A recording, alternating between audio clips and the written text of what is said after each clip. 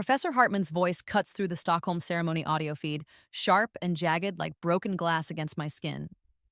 She stole my life's work.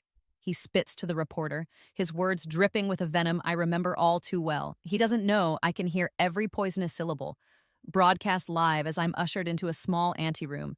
The weight of the Nobel medal, a cold, heavy circle in my trembling hand.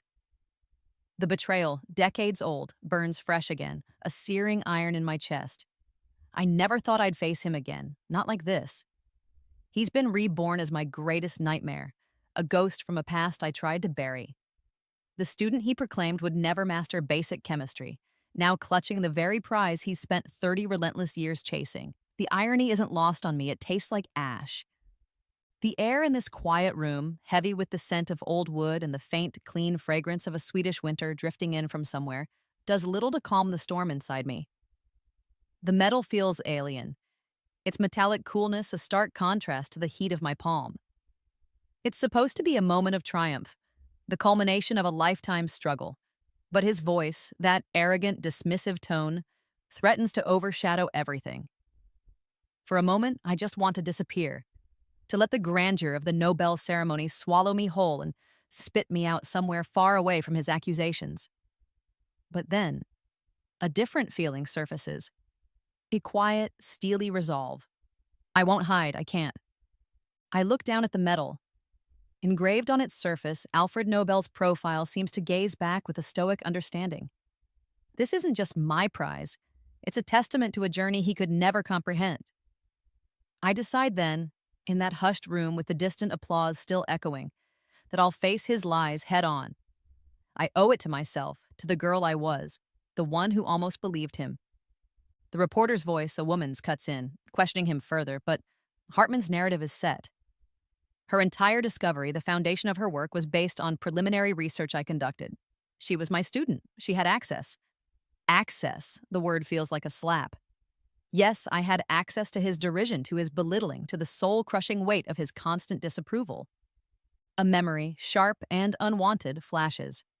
I'm 19 again, standing in his vast, intimidating office, the afternoon sun slicing through the dusty blinds, illuminating particles dancing in the air, much like my hopes, soon to be scattered. He's leaning back in his leather chair, a smirk playing on his lips as he slides my latest lab report across the polished mahogany desk. "Miss Vasquez," he'd said, his voice a low drawl that still sends shivers down my spine. "Your ambition is admirable, but your execution, lamentable. Some people are simply not wired for the rigors of science." The memory still carries the sting of his casual cruelty, the way he dismissed years of my dreams with a flick of his wrist. The weight of the medal suddenly feels heavier, a counterweight to that crushing pronouncement. My phone buzzes in my clutch, a sharp, insistent vibration. "It's my lawyer, Maria," I answer, my voice surprisingly steady. "Elena, there's something you need to see." Her tone is grim. She forwards an email. It's a formal legal letter, a cease and desist, slapped with the letterhead of a high-powered law firm. Professor Alastair Hartman, it declares, is alleging intellectual property theft, claiming my Nobel-winning research into oncogenic protein denaturing is a direct derivative of his unpublished work. The audacity of it makes my breath catch. He isn't just slandering me to a reporter, he's launching a full-scale assault. The room suddenly feels colder, the scent of winter air more biting. This isn't just a desperate outburst from a bitter old man. This is calculated. This is war. My mind races, piecing together fragments, whispers I'd dismissed over the years. A conference presentation of mine curiously underattended after a keynote by him. A research grant application inexplicably rejected despite stellar preliminary data. Reviewers' comments that seemed personally vindictive rather than scientifically critical. It wasn't just bad luck or academic rivalry. It was him. It was always him. I grip the phone, the cool plastic a stark contrast to the burning anger rising within me. He's been trying to discredit me for years, systematically, patiently, like a spider spinning a web. And I, so focused on the science, on survival, on proving him wrong in the lab, had been oblivious to the extent of his campaign. The realization hits me with the force of a physical blow. He didn't just try to break me as a student. He's been trying to erase me as a scientist. The Nobel Prize wasn't the end of his vendetta. It was the catalyst for his most brazen attack. The fight I thought I'd won was only just beginning. The weight of the medal now feels like a weapon, and I know, with a chilling certainty, I'll have to use it.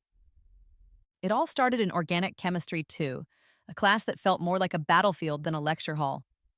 I was 19, a first-generation college student, fueled by cheap coffee and the fierce, burning hope of a scholarship that was my only ticket. Professor Hartman was a legend in the department, his name synonymous with groundbreaking research and, as I quickly learned, a terrifyingly exacting standard. His reputation preceded him. Students whispered about his brilliance and his brutality in equal measure. The acrid smell of failed experiments seemed to cling to the very air in his labs, a constant reminder of the razor's edge we all walked. The lab bench surfaces, rough and worn smooth by the frantic efforts of countless students before me, felt like ancient altars where dreams were routinely sacrificed. I remember the first time he singled me out. We were discussing isomerism, and I'd hazarded a question. He stopped mid-sentence, his gaze pinning me to my seat. A slow, deliberate silence descended upon the lecture hall. "Miss Vasquez," he said, his voice resonating with a chilling authority that brooked no dissent. "Chemistry requires precision thinking, a mind capable of navigating intricate pathways. Perhaps," and here he paused, letting the implication hang heavy in the air, "you should consider a different major, something less demanding." The words were like a physical blow, knocking the air from my lungs. Humiliation burned my cheeks, hot and fierce.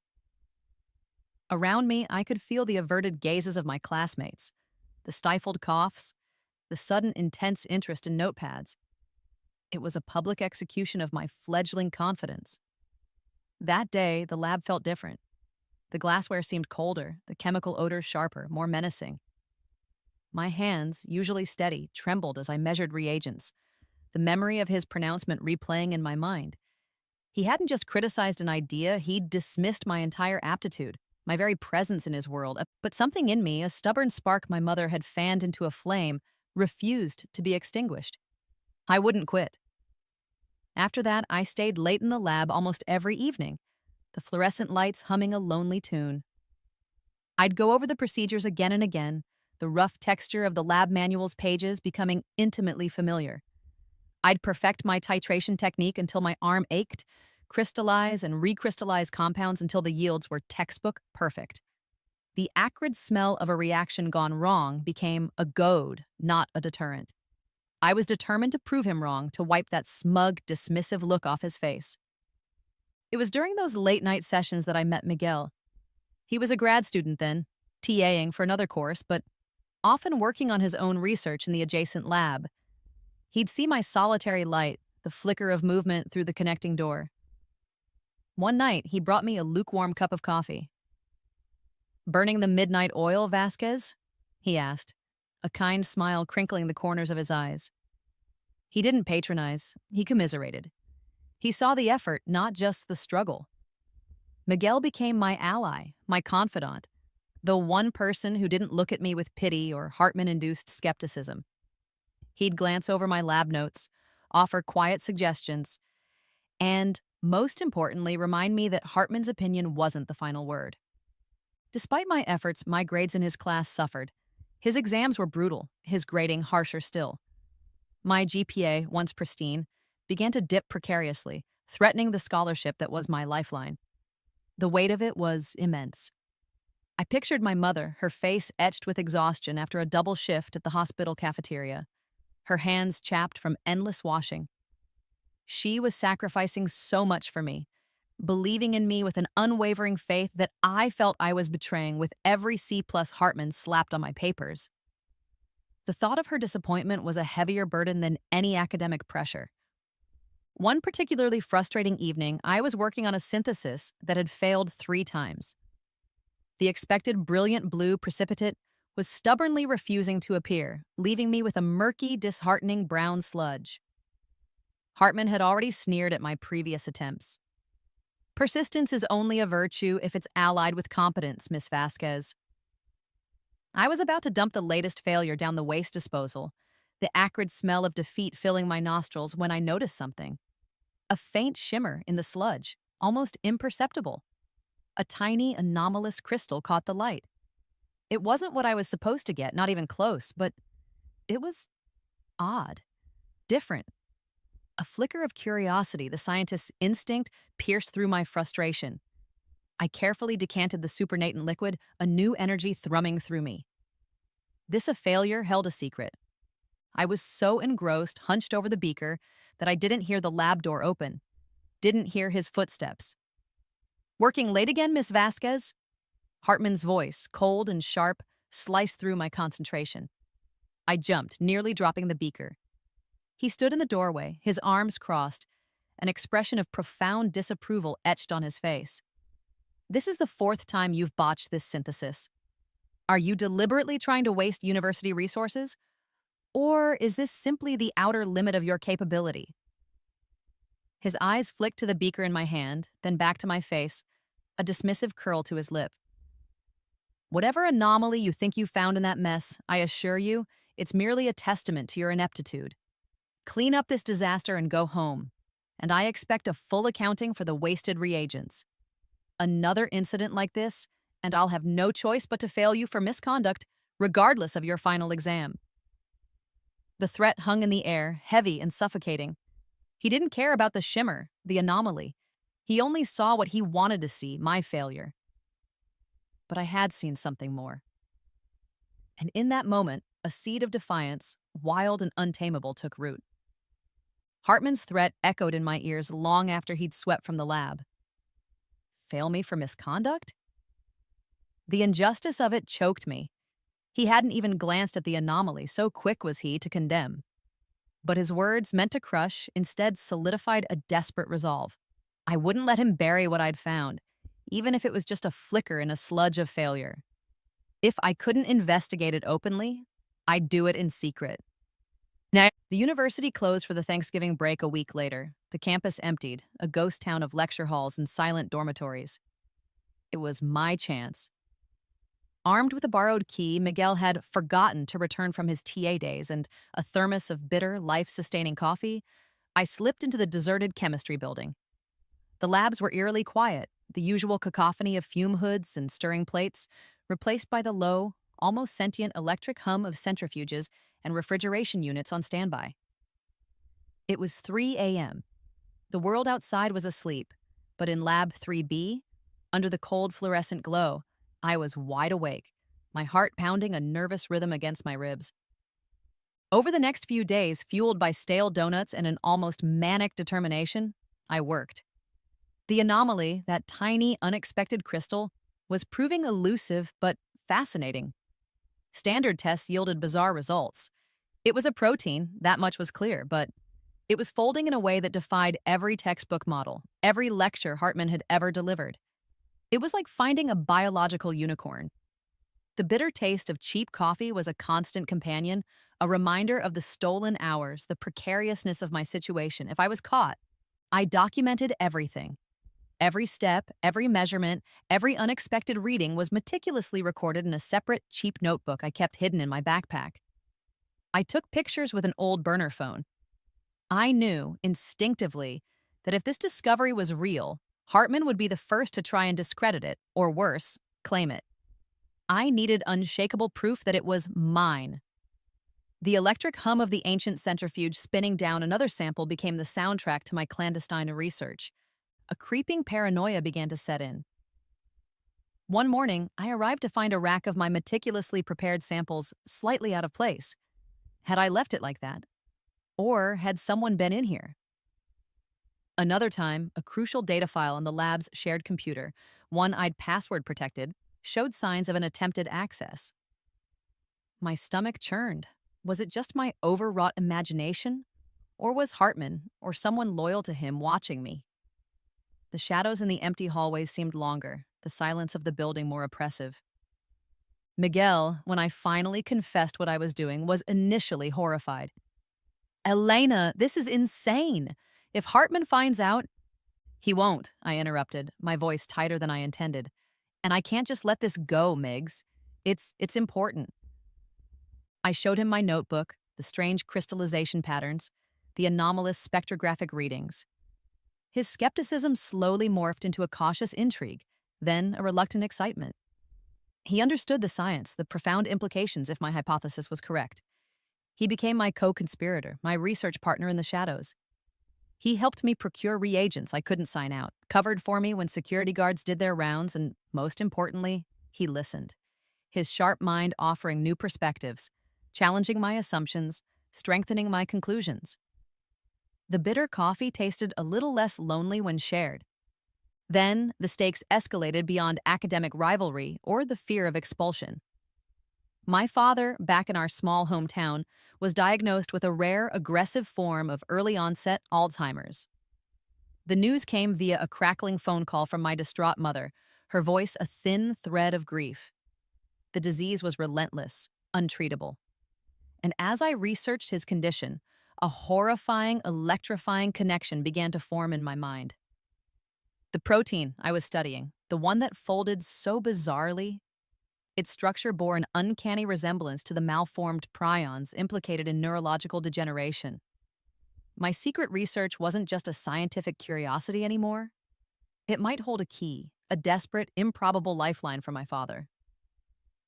The hum of the centrifuge now seemed to pulse with a desperate urgency. Back at university after the break, the pressure intensified. Hartman, perhaps sensing my renewed focus, or maybe just out of sheer malice, seemed to redouble his efforts to undermine me. My lab reports, even those Miguel had vetted and declared flawless, came back slashed with red ink, appended with scathing comments. He gave me failing grades on work that, for any other student, would have earned an A. His gaze in class was colder, his pronouncements more cutting. Miss Vasquez, your continued presence in this advanced program is becoming increasingly untenable. Each word was a carefully aimed dart. One evening, as I was analyzing a particularly promising set of results from a new batch of the anomalous protein, I had the distinct feeling of being watched. A flicker of movement at the frosted glass panel of the lab door. I froze, my breath catching. Was it just a janitor or someone else? I slowly rose, my heart hammering, and peered through the small, clear square in the frosting. The hallway was empty, but the unease lingered, a cold knot in my stomach. Someone knew. Someone was watching my research. The next morning, I walked into Lab 3B to a scene of quiet devastation. My workbench was a mess. Beakers were overturned, notes scattered, and the small, carefully labeled vial containing my purest, most promising sample of the crystallized protein, the one I'd stayed up all night preparing, the one that held the clearest structural data yet, was gone. Vanished. My blood ran cold. This wasn't accidental. This was deliberate. My lab had been ransacked, and my most important sample, the culmination of months of secret, painstaking work, was missing. The electric hum of the equipment suddenly sounded menacing, a death knell for my discovery. My breath hitched. Panic, cold and sharp, clawed at my throat. The missing vial wasn't just a sample. It was the heart of my discovery, the tangible proof. My eyes scanned the ransacked bench, the scattered papers. Who? Why? Then a name seared into my brain. Hartman. It had to be him. The subtle campaign of sabotage, the watching eyes, now this.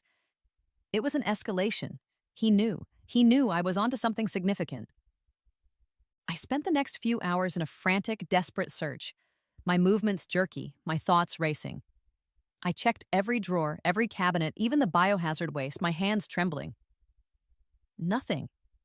The musty smell of old academic papers, usually a comfort, now seemed to mock me from the shelves of archived journals. The silence of the lab, usually a haven, pressed in on me, amplifying the sound of my own ragged breathing. Then, Miguel found me, slumped on a stool, staring blankly at the violated space where my research had lived. Elena, what happened? His voice was laced with concern. I explained, the words tumbling out in a torrent of fear and fury. He took it, Miggs. Hartman took my sample. He must have my notes, too. A chilling thought struck me. Hartman wasn't just a departmental gatekeeper. He was an active researcher, always hungry for the next breakthrough, the next grant, the next accolade. He's going to publish, I whispered, the realization dawning with horrifying clarity. He's going to steal it and publish it as his own. We had to find out. That evening, using a departmental directory and a bit of Miguel's tech savvy to bypass low-level security on the shared server, we accessed Hartman's recent file activity. And there it was. A manuscript draft titled Anomalous Protein Structures, a Novel Paradigm in Cellular Mechanics by Professor Alistair Hartman. My blood turned to ice. He'd already written it. My graphs, my data, even phrases I recognized from my hidden notebook were woven into his narrative. He was preparing to submit it to Nature. The submission deadline for their next issue was in less than 48 hours. Desperation, raw and potent, surged through me. 48 hours. That's all I had before my discovery. My father's potential hope was stolen and branded with Hartman's name. The sound of footsteps echoing in the empty hallways of the department as we slipped away from the computer lab felt like the ticking of an invisible clock. "We have to get your original notes back, Elena," Miguel said, his voice firm, pulling me from my panicked stupor. "And your backup data." A plan, audacious and risky, began to form. I knew Hartman's schedule. He had a standing Tuesday evening seminar he never missed, followed by a late dinner with his senior colleagues. It was our only window. The next night, clad in dark clothes, hearts pounding, we slipped back into the chemistry building. The air was thick with the musty smell of old textbooks and the faint, lingering scent of chemicals. Every creak of the floorboards, every distant hum of equipment sounded like an alarm. Hartman's office was on the 4th floor, a corner suite overlooking the campus green. Miguel expertly picked the cheap lock on the outer office door, a skill he'd sheepishly admitted to learning during a misspent youth. Hartman's inner office was just as I remembered, imposing, meticulously organized, a shrine to his own ego. Framed awards and degrees lined the walls. His desk was clear, save for a leather-bound blotter and a single ominous manila folder. My breath caught. That had to be it, my stolen research. While Miguel stood guard, I carefully opened the folder, my notes, my graphs, and his manuscript, ready for submission. My hands shook as I replaced his version with a dummy file of old, irrelevant data. Then, I retrieved my original notebook from its hiding place within the folder's lining. He hadn't even bothered to look for the source. But just taking it back wasn't enough. He'd simply claim I stole it from him. I needed more. I needed to discredit his claim. Working quickly, my fingers flying across his keyboard, I accessed the manuscript file he'd surely saved on his computer. With Miguel's help guiding me through Hartman's archaic file system, I found it. Then, with a precision born of desperation, I began to plant the seeds of his downfall. Subtle errors, tiny but fatal flaws in the data presentation that only someone intimately familiar with the original research would introduce if they were rushing, if they didn't truly understand the nuances. An incorrect axis label here, a misplaced decimal point in a table there, errors that would make his discovery unravel under expert peer review. It was a dangerous game. The sound of footsteps echoing in the empty corridor outside made my blood run cold. We had to get out. As we were about to leave, my eyes fell on a printout on his side table. It was an email chain. My stomach clenched. The sender was Dr. Sarah Chen, a kind, elderly crystallography professor who I'd considered a mentor, someone I'd confided in about my research difficulties, albeit vaguely. The emails were chillingly clear. She'd been feeding Hartman information about my progress, my struggles, even my suspicions about his interference. The betrayal was a fresh stab to the heart, colder and sharper than Hartman's outright theft. He hadn't just stolen my work. He'd had help from someone I trusted. The musty smell of the office suddenly felt suffocating. We had to leave, not just the office, but the university. Hartman would realize the switch soon. He'd come after me. Miguel had connections at a smaller state university on the other side of the country. He had been talking to a professor there about a potential research collaboration. He made a call, his voice urgent, persuasive. An emergency transfer, a scholarship, a chance to start over. It seemed too good to be true. As we hurried through the darkened campus, my original notebook clutched to my chest. A security patrol car rounded a corner, its headlights sweeping across the path. We ducked behind a thick hedge, the rough leaves scratching my face, my heart hammering. The car slowed, then agonizingly moved on. We ran. We had to get my real research data, the backups I'd stored on an external drive in my dorm room. Back in my cramped room, the air thick with the scent of instant noodles and anxiety, I grabbed the drive. Miguel was checking bus schedules on his phone. "There's one at 5 a.m. We can make it." Then, an email pinged on my laptop. It was from the state university Miguel had contacted. "Regret to inform you, scholarship position unexpectedly filled. Transfer application denied." My blood ran cold. Unexpectedly filled? Or had Hartman already reached them? His influence was far-reaching. The escape route had just slammed shut. The sound of distant sirens, probably unrelated, made me jump. I looked at Miguel, despair washing over me. "What do we do?" He took my hand, his grip firm. "We find another way. We always find a way." But as I stood there, the weight of the stolen research, the betrayals, the blocked escape, pressing down on me, a new terrifying wave of nausea washed over me. It wasn't just fear. I'd missed my period. My hand went instinctively to my stomach. Oh God, no, not now. I was pregnant, Miguel's child. The world tilted, the implications crashing down, complicating everything, making escape seem not just difficult, but impossible. The musty smell of fear and old dreams clung to me like a shroud. The positive pregnancy test felt like another shackle.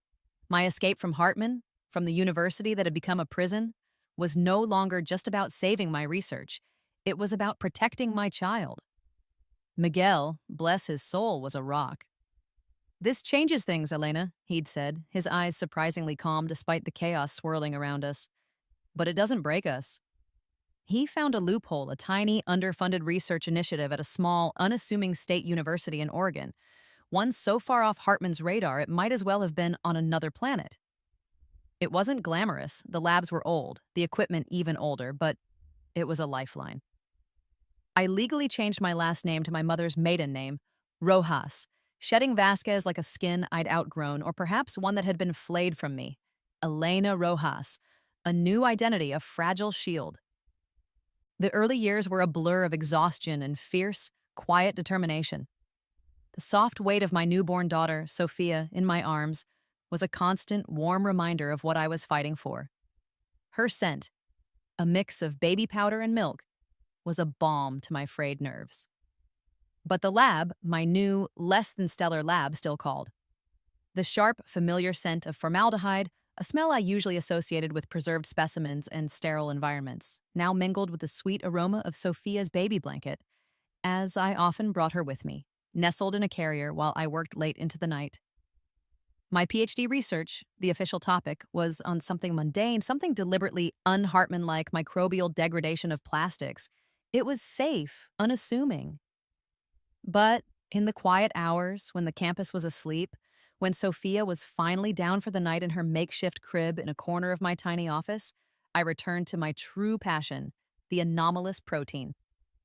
My hidden research continued in fits and starts, scrawled in coded notebooks, analyzed on encrypted drives. The fear of discovery was a constant shadow. I couldn't publish openly, not yet. Hartman, I knew, would be watching, waiting for any sign of Elena Vasquez. So, Elena Rojas built a different kind of network. I collaborated with researchers in Brazil, in India, in South Korea, scientists I met through obscure online forums, sharing data snippets, theoretical frameworks, always under pseudonyms, always through encrypted channels. They didn't know my real name, my past, or the full scope of my work. They only knew the science, the tantalizing possibilities. Motherhood was a relentless, beautiful struggle. Sophia was a bright, inquisitive child, but raising her alone was a monumental task. Miguel was gone. A year after Sophia was born, he died in a senseless car accident, a drunk driver running a red light. The grief was a raw, gaping wound, a constant ache that time only dulled, never fully healed. His picture, a smiling, vibrant Miguel, sat on my desk, a silent encouragement, a painful reminder. Balancing the demands of a PhD, a secret research project that could change medicine, and single parenthood pushed me to my limits, and often beyond. The formaldehyde scent in the lab often mingled with the metallic tang of my own exhaustion. But the research, my research, was evolving. The anomalous protein's strange folding wasn't just a structural curiosity. As I delved deeper, guided by an instinct honed by years of clandestine work, I realized its potential was far greater than I'd initially imagined. Its unique configuration allowed it to interact with specific cell receptors in a way no known molecule could. It could theoretically target and neutralize cancer cells with unprecedented precision, leaving healthy cells untouched.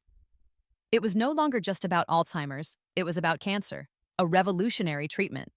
The weight of it, the hope of it, was almost unbearable. Meanwhile, I watched from afar as Professor Alastair Hartman's star continued to rise. He'd published a modified version of my early protein work, diluted, less impactful than my original findings, but enough to garner attention, grants, accolades. He never mentioned the failed student, the one who'd botched the synthesis. He was lauded as a visionary. Each published paper of his felt like a small, fresh cut. The waiting game was agonizing. I was building an unshakable foundation, brick by painstaking brick, but the personal cost was immense. My health, neglected in the relentless pursuit of science and survival, began to fray. Chronic headaches and ever-present fatigue. The sharp scent of antiseptic wipes always in my bag for Sophia's scraped knees and my own increasingly frequent dizzy spells. Then, Sophia, my bright, beautiful Sophia, got sick. Really sick. A rare, aggressive leukemia. The diagnosis was a death sentence, the doctors said. Standard treatments were failing. The irony was a cruel twist of the knife. Here I was on the cusp of a treatment that could revolutionize cancer therapy, and my own daughter was dying from the very disease I was fighting in the sterile silence of my hidden lab. The rhythmic, insistent beeping of her heart monitor in the pediatric oncology ward became the new, terrifying hum in my life. My research wasn't academic anymore. It was her only chance. The desperation fueled a new recklessness. I had to accelerate my work, find a way to get my treatment, still years from official trials, to Sophia. I reached out to one of my international collaborators, a brilliant oncologist in Seoul, Dr. Lee, sharing more than I ever had before, revealing the urgency. He was cautious, the risks enormous, but the science, he admitted, was compelling. We began a frantic, cross-continental effort to prepare a compassionate use protocol. It was during this period of intense pressure, of racing against the clock for Sophia's life, that my carefully constructed anonymity began to unravel. An investigative science journalist, a woman named Sarah Jennings, known for her tenacity and her exposés on academic misconduct, had been tracking a pattern of suppressed research in oncology. Somehow, through a leaked document, a whispered comment from a disgruntled former colleague of Hartman's, she'd picked up the scent of my story, the ghost of Elena Vasquez and her stolen protein. One rainy afternoon, as I sat by Sophia's hospital bed, the sharp scent of disinfectant a constant reminder of our battle, Sarah Jennings walked into the room. She knew. She knew who I was. And she knew about Hartman. My past, so carefully buried, had just been exhumed. The soft weight of Sophia's small hand in mine was the only anchor in a world suddenly tilting on its axis. Sarah Jennings was direct.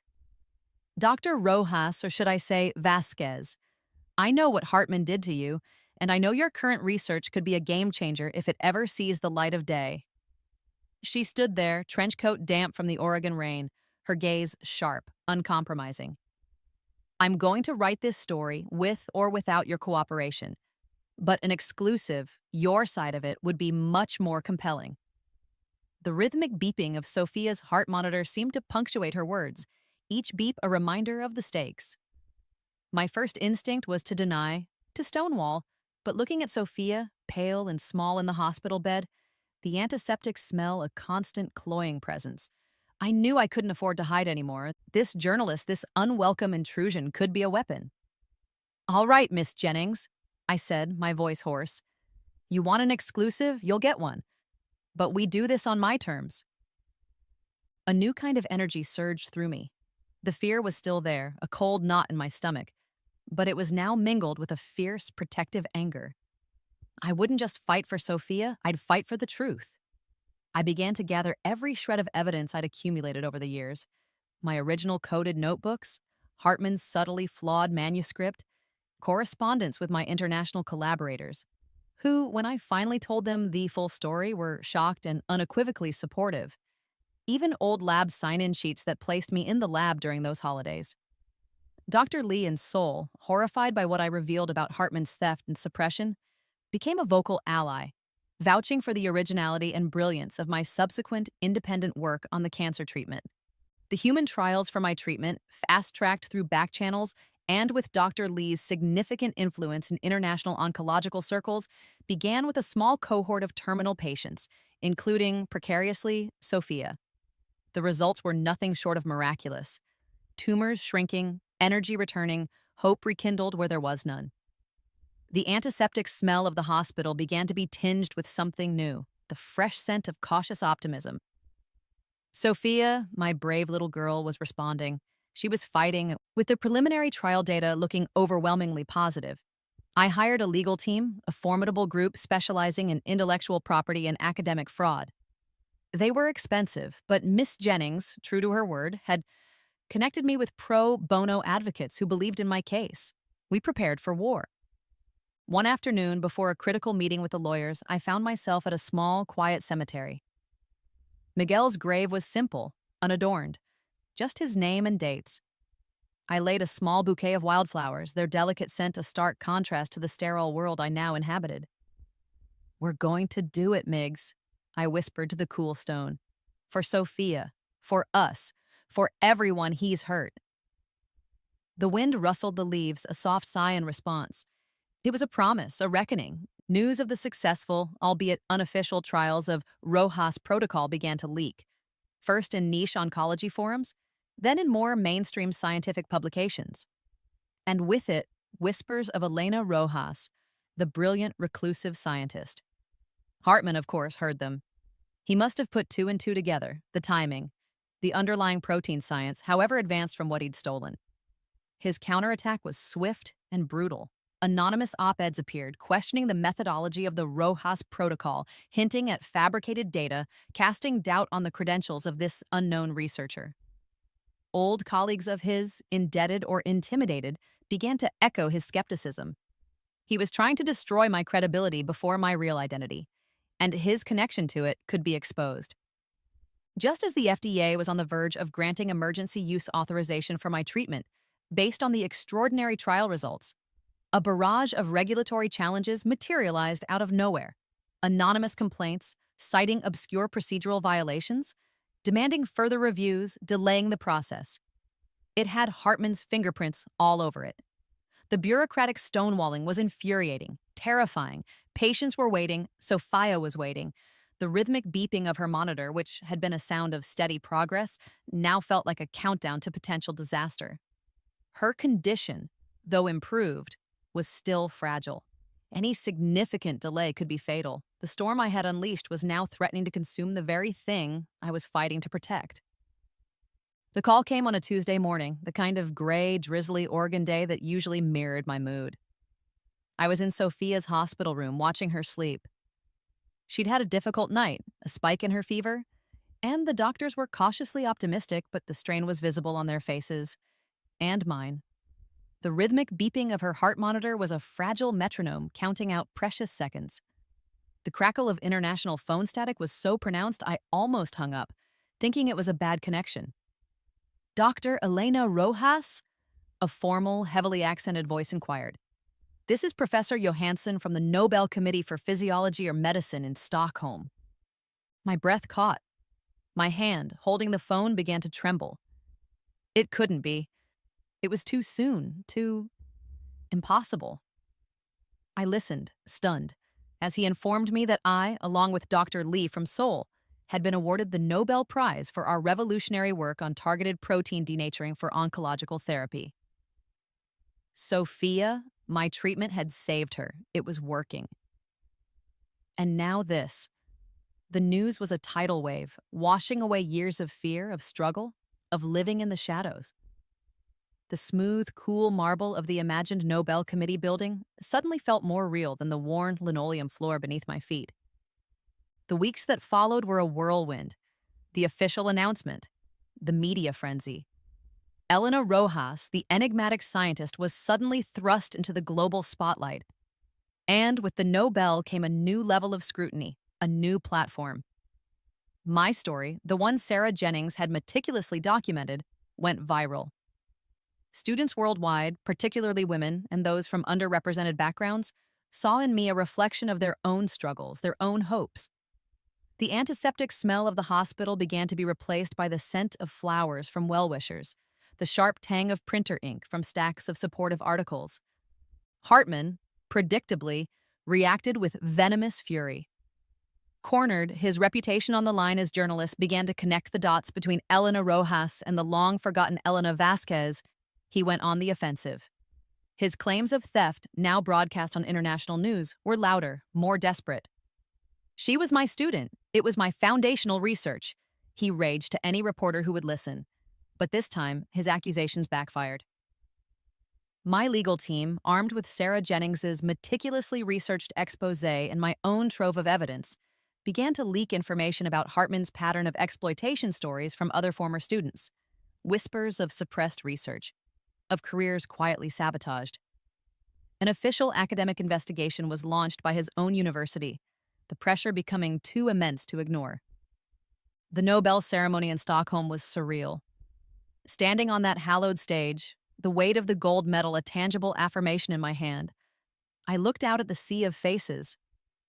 Sophia was there, in the front row, pale but smiling, her hair beginning to grow back.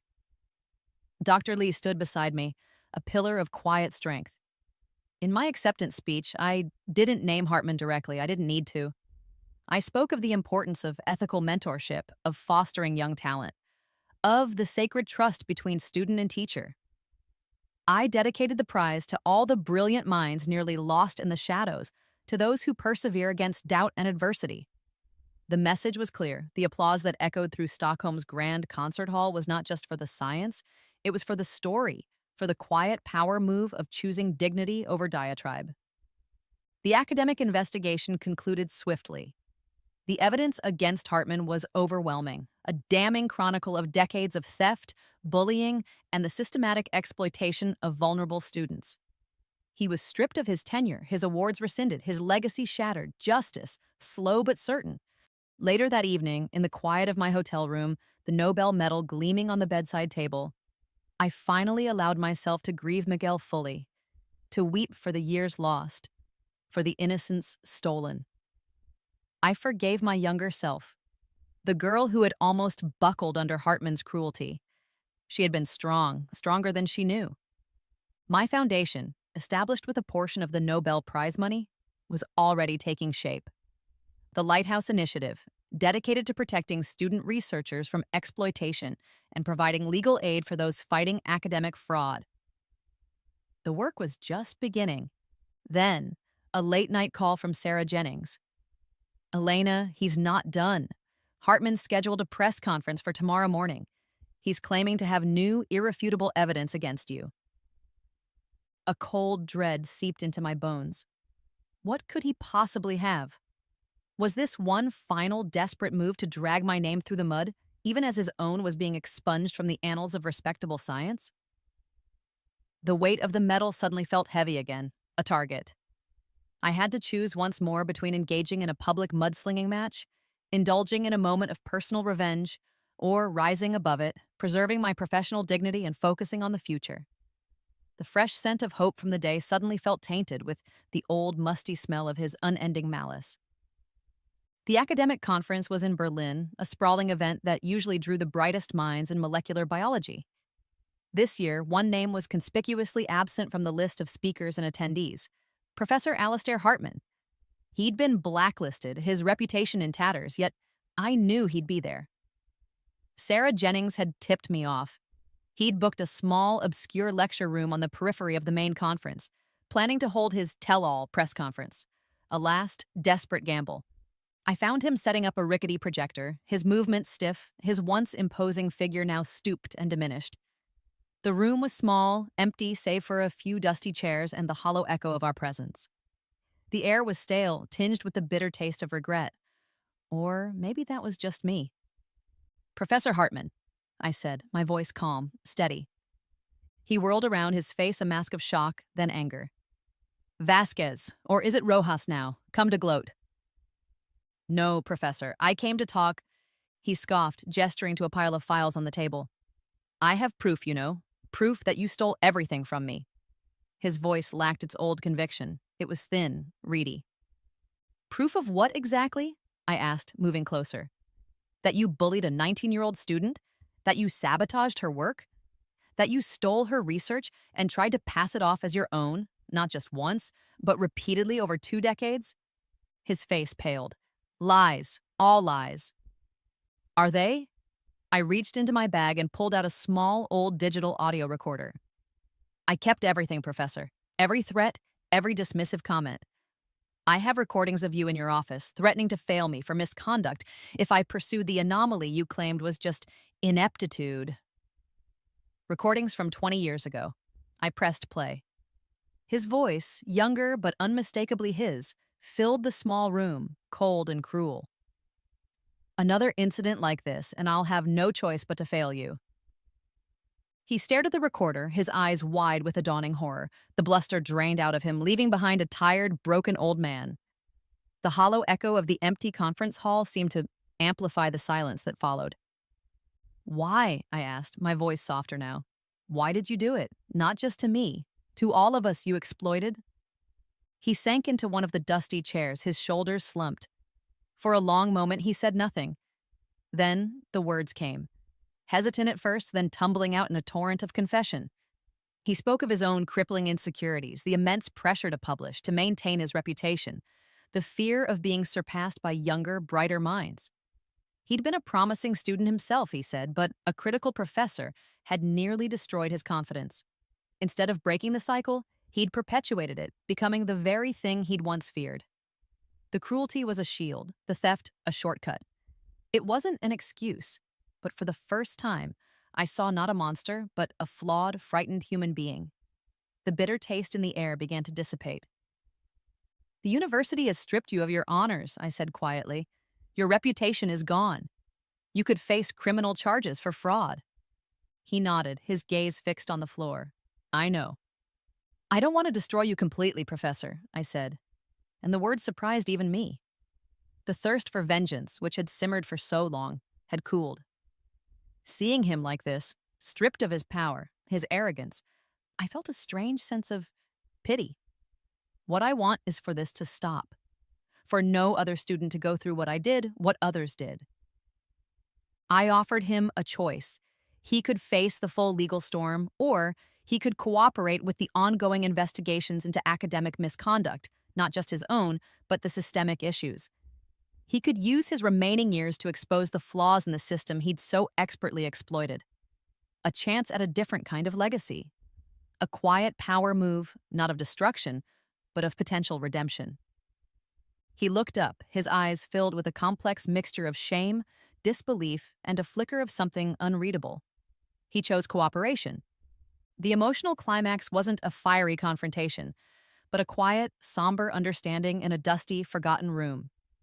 The generational healing I'd craved wouldn't come from his destruction, but from ensuring the cycle of abuse was finally broken. Hartman lost his tenure, his name becoming a cautionary tale in academia. He avoided criminal charges by providing extensive testimony that led to sweeping reforms in university research policies, protecting student intellectual property and establishing clearer channels for reporting misconduct. My revelations and his subsequent confessions sent ripples through the academic world. Back in Oregon, Sophia was thriving. My treatment, now FDA approved and hailed as a breakthrough, had given her a future. She was a bright, resilient teenager, already showing a keen interest in science, her mother's courage her greatest inspiration. The hollow echo of the past was finally fading, replaced by the vibrant sounds of a life reclaimed. I was free from his shadow. My foundation, the Lighthouse Initiative, began its work in earnest, fielding calls from students around the world offering legal aid and advocating for systemic change. We were making a difference. One afternoon, a small, unassuming package arrived at my office. No return address. Inside, nestled amongst shredded paper, was a USB drive and a handwritten note. Dr. Rojas, I was a student of Professor Davies at Northwood University. He's doing what Hartman did. I have proof. Please help. My heart sank, then hardened with resolve. Hartman wasn't the only one. There were others, other students suffering in silence. The fight wasn't over, it was just beginning to widen. The fresh scent of hope was now mingled with the sharp tang of a new battle. The package from the anonymous student was a stark reminder. Hartman was a symptom, not the entirety of the disease. The fight for academic integrity was larger than one man, one university. My story, amplified by the Nobel and the subsequent scandal, had cracked open a conversation that was long overdue. The warm weight of thank you letters from students I'd never met, their stories mirroring my own in heartbreaking detail, piled up on my desk. Their words, filled with a newfound courage, carried the fresh scent of hope, a fragrance I was determined to nurture. The Lighthouse Initiative became my focus, my quiet power move shifting from personal vindication to systemic reform. I testified before Congress, my voice clear and steady, detailing the insidious ways young researchers could be exploited, their intellectual property siphoned, their careers derailed. I spoke not just of Hartman, but of the culture of silence and fear that enabled such abuses. The senators listened, their expressions grim. My case, and the evidence of widespread issues it unearthed, became a catalyst. Multiple universities, shamed or genuinely motivated, began reviewing their research protocols, their ethics guidelines, their mechanisms for protecting student innovation. The ripples were spreading. Life outside the demanding world of advocacy and research began to find a new rhythm. I started dating again, cautiously at first, the old wounds making trust a fragile commodity. But I met a kind man, a history professor, someone whose quiet strength and gentle humor reminded me, in bittersweet ways, of Miguel, yet was entirely his own person. Love, I was learning, could find you even after the deepest winter. Sophia, my miracle girl, graduated high school at the top of her class, her valedictorian speech a moving tribute to resilience and the pursuit of truth. She had decided to major in biochemistry, her eyes shining with the same fierce passion I recognized in my younger self. But there was a difference. She would enter that world with her eyes wide open, armed with the knowledge her mother had fought so hard to bring to light. Her future, unlike mine at that age, felt bright, unburdened by the shadows of exploitation. The fresh scent of new beginnings was all around her. Even Hartman found a strange sort of redemption. True to his word, he dedicated his remaining years to meticulously documenting and exposing the loopholes and pressures within academia that fostered corruption. His motives were perhaps complex, a mix of guilt, a desire for relevance, maybe even a twisted form of penance. But his insider knowledge proved invaluable to reformers. We were unlikely allies, our paths forever intertwined by a shared, painful history. My work with the foundation took me around the globe, speaking at conferences, advising universities, meeting with student groups. The Nobel Prize had given me a platform, and I intended to use every inch of it. The international recognition wasn't just for the cancer treatment, but for the fight for scientific integrity. One evening, sifting through a mountain of correspondence at the Lighthouse Initiative, another plain brown envelope caught my eye. It felt similar to the one that had arrived months before. My breath hitched slightly. Inside, another USB drive, another desperate, handwritten plea from a student at a prestigious European university, alleging data manipulation by a renowned department head. The cycle continued. But now there was a place to turn. The warm weight of responsibility settled on my shoulders, heavier than any metal, yet buoyed by the fresh scent of a purpose larger than myself. My work was far from over. The applause echoes through Stockholm's concert hall, a warm, enveloping wave.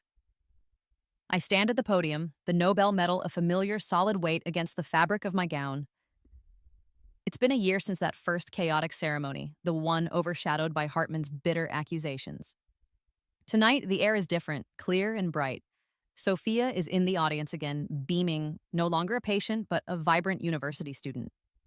My acceptance speech this time, a special address at a Nobel laureate symposium, is different. I speak of the journey, the stolen research, the fight for truth. And yes, I mention him, the professor who once declared I'd never master basic chemistry. To the mentor who told me I wasn't wired for science, I say, my voice ringing with a quiet power, thank you. You inadvertently taught me the importance of resilience, the necessity of fighting for one's work, and the profound satisfaction of proving doubt wrong. It's not forgiveness, not entirely, but it's a release, a choice to define my narrative not by his cruelty, but by my overcoming of it. I announce my next major project, a global initiative funded by a consortium of philanthropists inspired by the Lighthouse Initiative, to make my cancer treatment protocols open source, freely available to researchers and clinicians worldwide, especially in underserved communities. The applause this time is deafening, a roar of approval that seems to shake the very foundations of the historic hall. Later, watching the ceremony footage with Sophia in our hotel room, the city lights of Stockholm twinkling below, we talk about her own research ideas, her plans for the future. The Nobel medal sits on the small desk, nestled between a cherished photo of a smiling Miguel and a new picture of Sophia, radiant in her cap and gown, graduating summa cum laude in chemistry. My legacy isn't just a treatment or a prize. It's in her bright future, in the countless students now empowered to protect their own discoveries, in the ongoing fight for a more just and ethical scientific community. The triumph isn't just mine. It's a shared victory, a beacon lit against the shadows, and it's only the beginning.